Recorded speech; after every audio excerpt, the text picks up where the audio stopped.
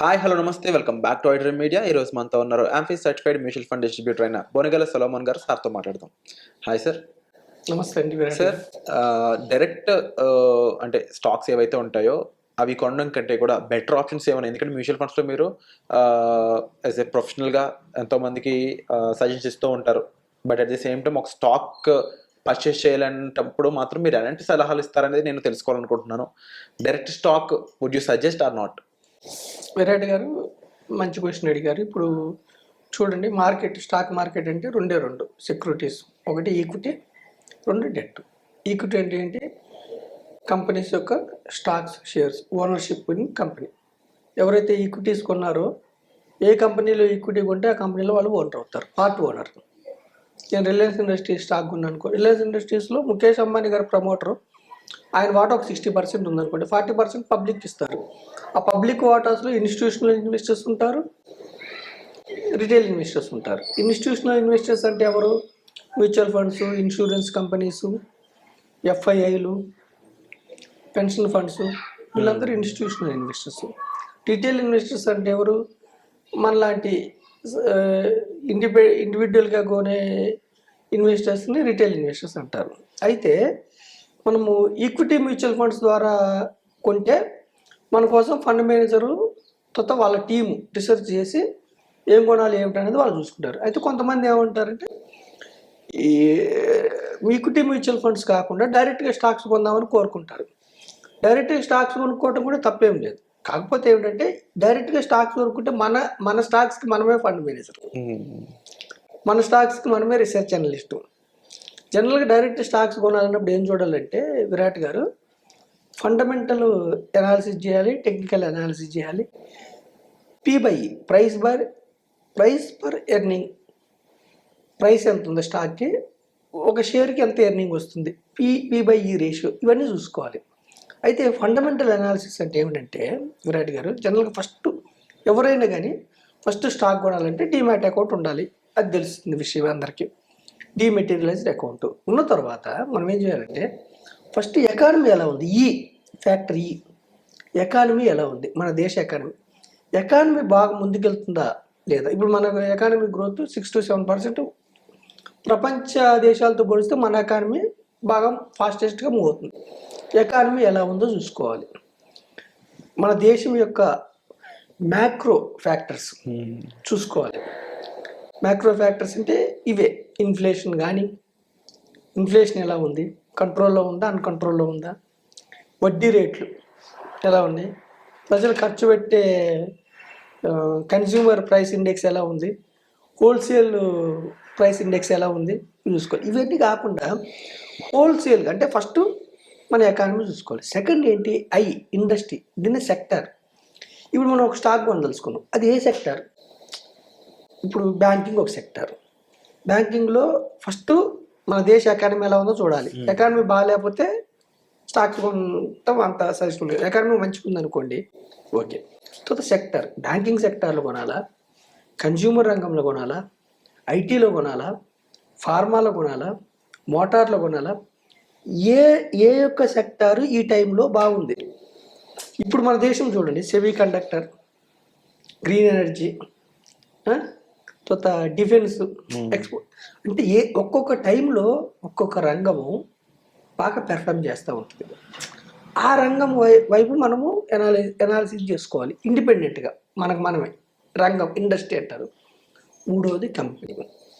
మళ్ళీ ఇప్పుడు రంగము చూసుకున్నప్పుడు కూడా ఆ రంగంలో కాంపిటీషన్ ఎలా ఉంది, ఎన్ని స్టాక్స్ ఉన్నాయి, ఏవి కొనుక్కోవాలి మనం. మూడవది company analysis. Company balance sheet చూసుకోవాలి. కంపెనీ ఎంతకాలం అయింది పెట్టి, ఆ కంపెనీ ఈ సంవత్సరం ఎలా ఉన్నాయి, ఇది సేల్స్ ఎలా ఉన్నాయి, ట్యాక్స్ కట్టక ముందు ప్రాఫిట్స్ ఎలా ఉన్నాయి, ట్యాక్స్ కట్టిన తర్వాత ప్రాఫిట్స్ ఎలా ఉన్నాయి, ఒక షేర్కి డివిడెండ్ ఎంత ఇస్తున్నారు, డివిడెండ్ ఇచ్చిన తర్వాత ఉన్న డబ్బుల్ని ఎక్స్పాన్షన్స్కి ఎలా వాడుతున్నారు, ఓకేనా. ఇవి చూసుకోవాలి. ఇవి అన్నీ చూసుకున్న తర్వాత కూడా మళ్ళీ డైవర్సిఫికేషన్ చేసుకోవాలి. నా దగ్గర ₹1,00,000 ఉన్నాయి, ₹1,00,000 ఒకే రంగంలో ఒకే కంపెనీలో పెట్టవచ్చా? పెట్టామనుకోండి హై రిస్క్. ఒకవేళ కంపెనీ దెబ్బతింటే, కొన్ని కంపెనీలు చెప్పుకున్నాం మనం ఇంతకుముందు ఎపిసోడ్స్లో, కొన్ని కంపెనీలు ₹1,000 స్టాక్ రూపాయికి వచ్చినాయి చెప్పుకున్నాం మనం, 10-15 కంపెనీలు. ఆ?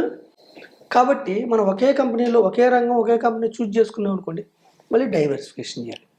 డైవర్సిఫికేషన్ చేసి కూడా కొన్ని కొన్ని ఏమిటి బిజినెస్ సైకిల్స్ ఒక్కొక్కసారి స్టాగ్నెంట్ అయిపోద్ది ఆ రంగంలో.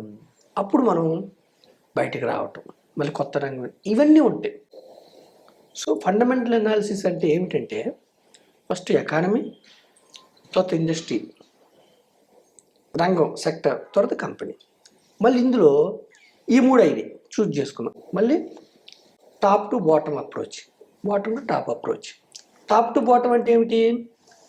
ఫస్ట్ దేశం ఎకానమీ అది టాప్, తర్వాత కిందకి ఏంటి రంగం, తర్వాత కంపెనీ, ఇది టాప్ టు బాటమ్.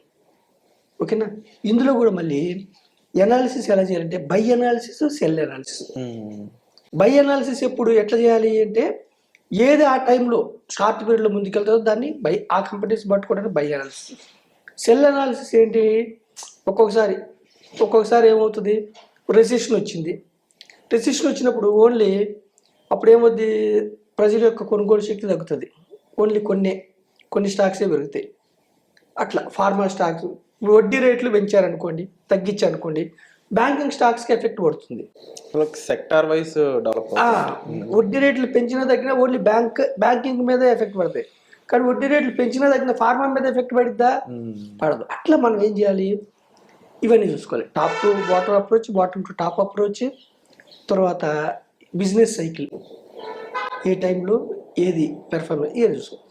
అయితే నేనేం చెప్తున్నానంటే విరాట్ గారు, ఇవన్నీ చూసుకో. మన దేశంలో సుమారుగా 5-6 వేల స్టాక్స్ లిస్ట్ అయి ఉన్నాయి. ఇందులో 5-6 వేల స్టాక్స్ని మనం అనాలిసిస్ చేయలేం. కొన్ని స్టాక్స్ని ఏదో కొద్ది, అది కూడా మీరు సాఫ్ట్వేర్ ప్రొఫెషనల్, డాక్టరో, లేకపోతే మీకు యాంకరింగ్ ఏదో ఉన్నాయి, మీ వృత్తిలో మీరు బిజీగా ఉంటారు.